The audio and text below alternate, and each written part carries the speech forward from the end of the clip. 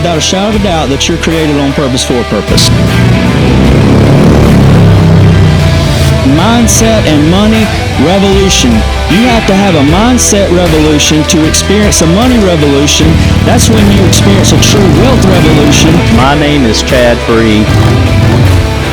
Welcome to the Wealth Revolution Podcast.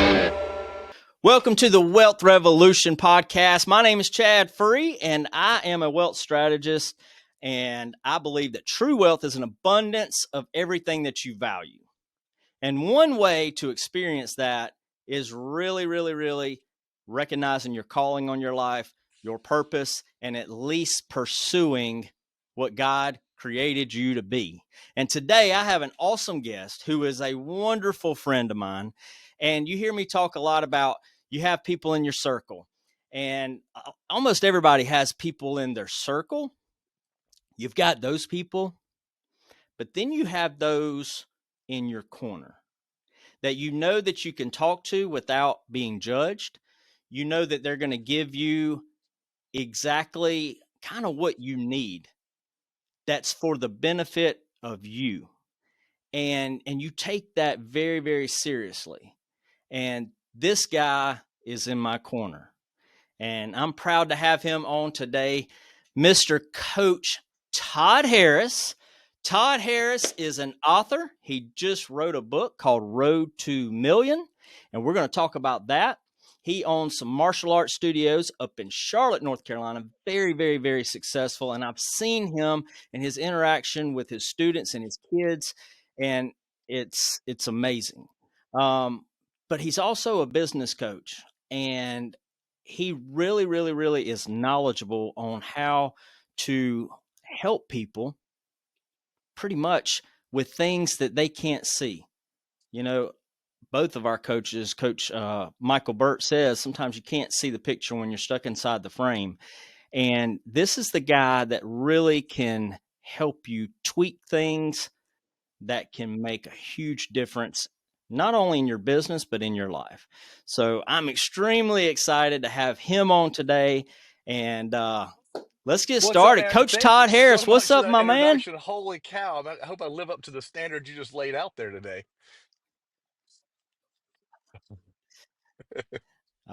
Every bit of it's true, man. And I'm not just saying that verbally. I mean that. And I appreciate that, brother. I've always thought the world of you. So I appreciate you. Yes, sir. Yes, sir.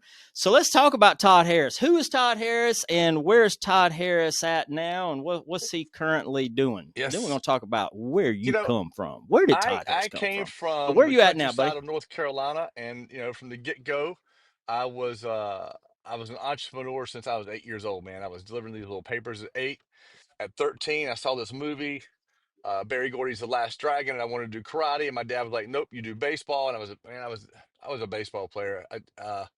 To this day, we just played a tribute for my mom.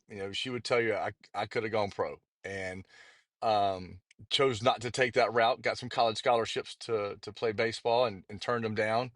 But when my dad told me no, I got mad and asked my grandpa, like, I'm so mad at my dad, he won't let me do karate. He's like, "Well, pay for it yourself." I'm like, "I'm 13, I don't have a job." He goes, "Get a job." I'm like, I can't. I'm 13. He goes, "Start cutting grass. You can have my lawnmower and you have my push mower, and for free. You just cut my yard for free for 2 years." And I look back, and he got the better end of the deal there. I didn't understand what the word acres plural was. Um, but within 60 days, I had 20 yards at $20 a pop. So here I am, 13 years old, making $400 a week, and I got a taste of entrepreneurship. Went off to college. Wow. I went to college to be a doctor, and I took physics and realized me and doctor weren't going to happen. Got waitlisted to the nursing school, and everybody on the Wow. wait list dropped until I got the number one on the wait list. I'm like, "All right, we're going to get in." Everybody else has dropped, and they didn't. And me and school don't get along real well. I'm allergic to school. I don't study. I study well. I don't have good grades. I don't test take well. And I said, I just need to get out of here. And I've been taking martial arts. I was on the competition team at East Carolina University. I'd been promoted to the coach, and I was coaching their team. And I said, man, why did I want to be a doctor? I wanted to help people. So I started looking at what I was doing with the martial arts. And I remember this one kid, Bo. He was ADHD as they could when Ritalin was first coming out, and He couldn't remember his name when you asked him a question. And, 3.5, 4 years later, he tested for his black belt. And his technique was average, but the kid was off his medicine. He was focused. He was disciplined. And then right that moment, I said, this is what I want to do. I knew I always wanted to help people. You fast forward that from 1995 when I opened the first school, 8 years ago, today's, I think 2017, we opened our second location. But around 2015, I had a lot of friends coming to me going, man, what are you doing to make your martial arts school so successful? And I was like, I'm just doing this stuff. This is, I'm doing marketing, I'm doing advertising, I'm doing branding, I'm doing these things. And like, we don't understand that. I'm like, what do you mean? They're like, well, we're not in the rooms you are. I positioned myself to be in rooms with bigger people. Um, you know, I'd gone joined a Mm, mastermind, one that I couldn't afford at the time, but I just didn't tell anybody that I couldn't afford it. I just made sure I could afford it. And I met a guy named Aiden De La Cruz, who he was the one that took the I Love Kickboxing franchise and blew it up. He was their behind the scenes marketer. He came to Charlotte and spent 3 days with me and said, "This is the formula to be successful on Meta." Well, then Facebook, right? Um, and I just took that and started running with it, and said, "Man, if I'm going to help my friends, I should get paid for that." And really started about 2014, 2015, started deep diving into business coaching and helping membership based businesses. And started getting other people. I had some doctors come to me and say, "Hey, I've got a client who runs a martial arts school. They tell me you're doing great things. Can you help me?" Ended up working with a couple of 9 rounds. We helped a doggy daycare move from 2 franchises, and today they have over 100 sold. I think they have 80 open. We help get theirs structured out, and I just wow. sat back and said, why did I get involved in martial arts? Because I wanted to help kids before they, why do I want to be a doctor to help people before they're sick? Why do I want to get into martial arts to help people be a better person? Why did I get into coaching? Because entrepreneurs deserve to Mm, have success. I know how many years it took me from 1995 until, a mm, decade later to figure things out. Oh man, I don't have any money this month. Am I going to eat this week? An entrepreneur shouldn't have to go through that. And they shouldn't have to get burned by 1,000 coaches. I mean, I got burned by a bunch of yeah. coaches. You buy this product. Now you need this one and this one. Now, next thing you know, you spent $20,000 and you still don't have answers. And I just got burned by that. And I love working Wow. with Yeah. Yeah. entrepreneurs, typically, you know, solopreneurs, entrepreneurs, 0 to 500,000 in revenue, and showing them within 12 months how they can get to where they want to go, showing them the path to success so that they don't have to worry about can they feed their family. So they don't have to worry about, do I have to work 90 hours a week? Mm.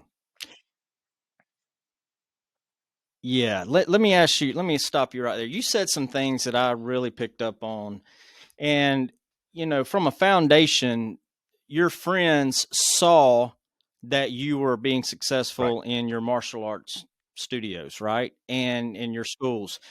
Um, there are certain things that we can control and that we know. And one thing that I can attribute, I didn't know when you first started. I didn't know you when you first started. But I can tell you from now, outside looking in, that you have an extremely amazing culture. You make everybody feel, you know what? That's right. Like they're created on That's purpose right. for purpose and that they matter, right? I'm going to slide that in there. So you can only go so far with that, but that's attractive. That's attractive, and you attract people. Now, I want to talk about one thing that you said is that you had to get in the right rooms. You needed to get into the right rooms because I think it's at this point in time where a lot of entrepreneurs get burnt out.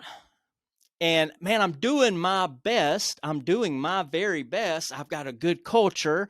I'm a relationship builder. It's all this. What am I missing? What am I missing? And this is what they're missing is thinking they can do it all by themselves. And you said going and getting in the right room. And that's when you probably said, okay, That's it's right. not how, it's who can help me. So you literally went and got in the room with somebody who has done something that you were attracted to and that you wanted to do, and you went and learned. That's right. And it takes money to do that. It's not, here's where people kind of throw shade at that getting in the right room. It's like you're not born with these relationships. right? Well, you got to be in that circle or you got to da da da. No, sometimes guess what? You got to pay to get in that circle. Sometimes you do.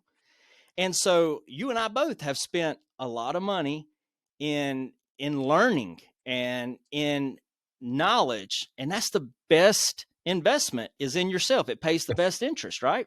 That's a quote from somebody. I don't know who it was exactly. Benjamin Franklin, maybe. Anyway, we talked about, the best investment is in yourself. It pays the best interest. And so that's what you did. But you have to make a choice to do that. You have to make a choice that there's something else out there that you may or may not know, but that you want to learn. And I think that's amazing. But you got to get to that mindset. And that's why I see that you're such a great coach, is because you recognize that. And okay, you've been burned, and that's what we'll talk about, is you're taking a lot of your experiences and what you see a problem with entrepreneurs facing, small entrepreneurs just getting started or wanting to go to the next level and just don't know how to break through. And you're really, that's your niche. That's where you're targeting. And I'm going to say this too. You're not just that coach that gives them an outline. Here, go do it, buddy. You can do it, right? No, man, you lock arms with them. And that's unique. And I that's why appreciate you're that. one of one.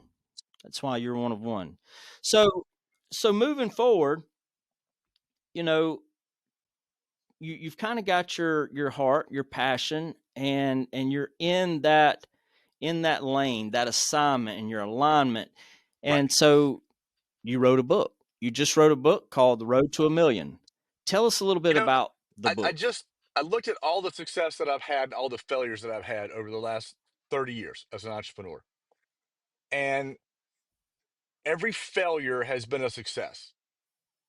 I look back and I still got friends that just complain about COVID. And I said, man, I actually think COVID was the best thing that ever happened to my business. And they're like, how could that happen? You almost lost it again.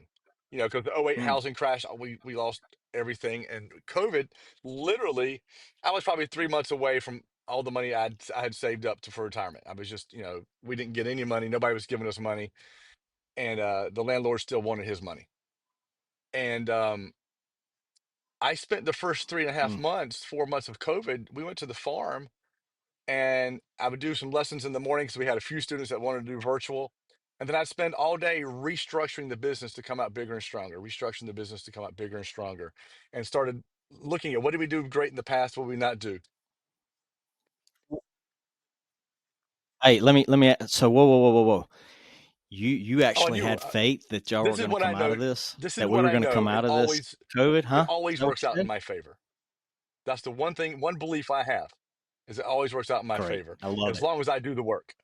When I have to do the work. I love it. So that's what we did. I And what love was it. crazy is we came out of COVID, and in 12 months, literally 12 months, we grew past the largest number of students we've ever had in both locations. Our gross revenue is higher than it had ever been, and our net margins were higher than they've ever been. But I took the time during COVID to not complain about it every day, but to do the work so that I could be ready for when it was Mm. over. So you Yes. had the belief, Todd, you had the belief, right? But guess what? You didn't just have the belief, Yes. you had the desire to come back. You can a lot of people believe things. Oh yeah, I believe, but they Well, don't I mean, we could desire have to put in the we could have work. easily been shut down because That you one of know our, what I our mean? third And make it location happen. actually closed. We had just bought it from somebody 4 months before that, maybe 6 months before that, and the revenue wasn't coming in that we needed to keep it open. And we told the landlord we were going to close it. He actually was nice enough to FedEx me a $400,000 lawsuit. And yeah, anybody else would have probably Oh, folded and gone in their office and cried. And I just went in the office and said, all right, what's the strategy? How do we get past this? Like, that's just another speed bump. That's, a good friend of mine we call Papa Howard. He's one of our core values. He wow. says, receive everything with a gift with two hands open up, palm up. Most times when life punches you in the face, you receive those gifts palm out. I don't want that. I don't want that. I don't want that. But when you receive those things with two hands palm up, you can learn from the Mm. mistakes that are happening. And I learned a lot. I learned a lot from that. Wow. Now you said something Yeah. earlier, Man, if I that's could touch amazing. on it. It's one of Amazing. my favorite things to talk about. You're talking about people get burned out. I actually don't believe in burnout. Hmm. I believe your focus is wrong. And I can specifically say that happened to me last year. I got so focused on the numbers, hitting these Wow. numbers. Oh, I got to get the numbers. I got to get the numbers. I got to get the numbers. The carrot in front of the donkey. I forgot what I had gotten involved in martial arts for. What I forgot what I had gotten involved to be an entrepreneur for and opening up other businesses. And selfishly, I got involved in all these Wow. things to make myself better. I realize if I want to make Mm. more money, I have to be better. My business doesn't have to be better. I have to be better. I have to have more knowledge. I have to have more time management. I have to have more efficiency, more organization. So I stopped focusing on my personal growth and made it about money. And not trust me, not that we don't all want to make money and make all of it. Wow. Sure we do. But when you start chasing that, that's when you can get this thing of I'm just tired of chasing the dollar. You can never make you good enough. You can always make you better. So if you just every day try to Yes. better yourself, you wake up looking in the mirror proud of yourself because you're just 1% better. But when you chase the dollar, you're never happy because you never get the dollar you want. Because when you get that dollar, you want more. But when you look in the mirror and you're proud of what you did yesterday, it motivates you to be better That's again exactly today. right. Absolutely love that. And you know what? That's in essence what this whole deal is about, the wealth revolution. It's literally about, are you, a lot of people, I heard this yesterday, man, and it was strong. This guy, he was talking about an interview that he had with Mike Tyson. And he said, a lot of people, money's hard to talk about, right? You kind of like, don't talk about money, don't talk about wealth. That's bad, especially people who have been brought up in church and Christian. They twist. They're not That's looking right. at the That's right. context; they're looking at the contents, right? And so, and I'm gonna go ahead and plug it because last podcast was on it. You know, it says that you can't serve or devote yourself to both time, to God and money. And so, with that being said, a lot of us can't do a lot of things because of their job, because of money. They That's can't right. do it this year, but maybe next year because of money. So, it sounds to me a lot of times that Hmm. money is their master. And really, because they don't take an initiative to find out, more about money and take control of their money, then they constantly are on that and they are serving money. And so the question was, money doesn't buy you freedom. How about that? So because if money bought you freedom, you'll always be enslaved to money because you want freedom. So I like how you turn that and it's all about us and being the best person that we can be, and we just kind of attract the money almost becomes irrelevant. And I so agree with you because that was my life forever. And this is about you and not me. So we're going to get back to you. But I love it. That's what this podcast is about. Quit That's right. chasing money, get off the hamster wheel, and let's start saying who are we created to be? That's the fulfillment that the world can't give you. And guess That's right. what? They can't take it That's away either. honestly, Chad, That's fulfillment. that's one of the things All that right. So let's go. attracted me to you when I first met you was, you told me Mm, about what you did. I didn't really understand the motivation side. I was like, I need somebody to handle my money, right? Because I don't understand money. I understand checking account, savings account, and the stock market. And then you had a conversation with me and says, your money's got to work for you. And I was like, man, right. if my money's working for me, then I'm not having to work as hard over here because it's already working for me. And you just, I mean, it's been about 2 years now. I'm into things now, 2 years later, I never thought I would be in.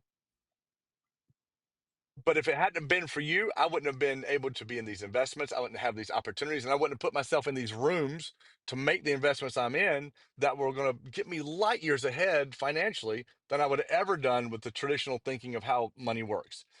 but that's what drew me to you was it's not about money. It's about you. It's about your faith. It's about trusting, right? Trusting the process that he has for you, and nobody speaks on that. Nobody speaks on that. It's why, Mm, when I say I believe everything works out in my yeah. favor, I don't think it works out in my favor because it just happens that way. I think he has a design for me, and he's got a plan for me as long as I'm going to work the plan. And I think that's what really drew me to you is that. 100%.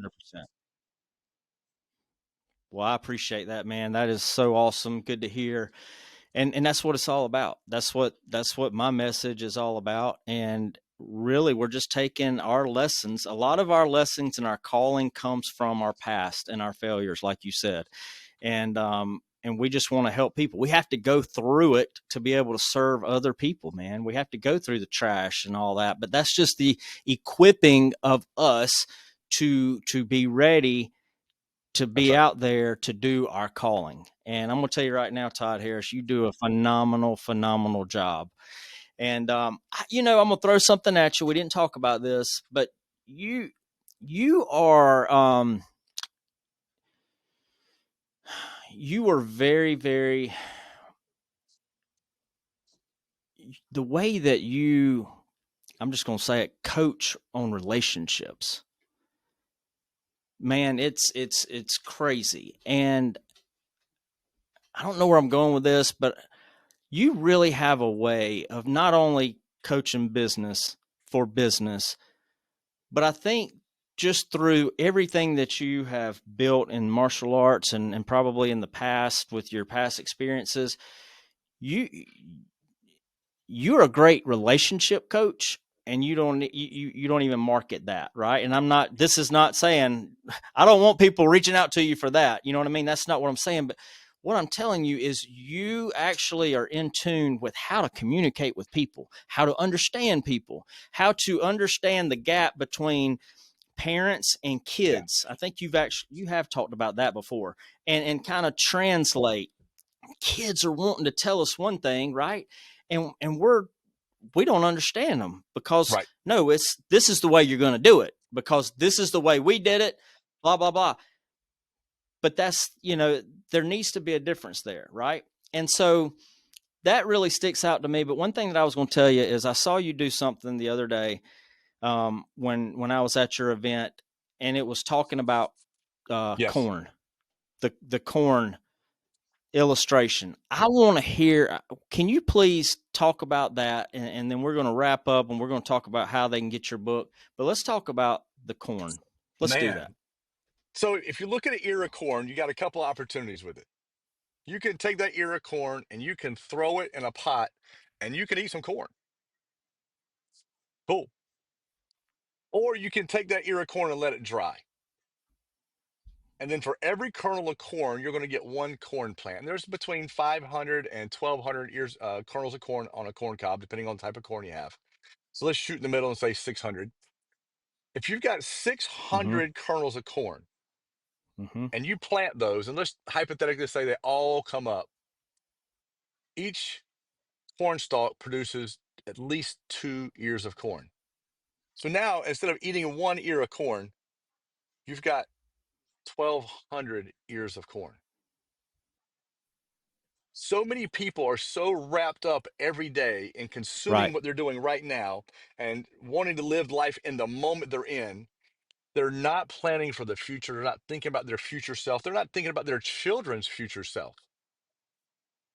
You can't feast on the corn today because it looks great today, because that's giving into that temptation, right? I'm a big Swedish fish guy, so I can look at Swedish fish and go, I can eat a whole bag of those right now. Right. But guess what? I'm going to pay for that for the next 2 weeks. I just know I am. I'm going to beat myself up. I'm going to do this or that. And I'm not going to realize it Mm, until about 5 days after. I was like, oh my gosh, I ate that Swedish fish. That's why my weight's not moving. That's why my weight went up. This is what happened.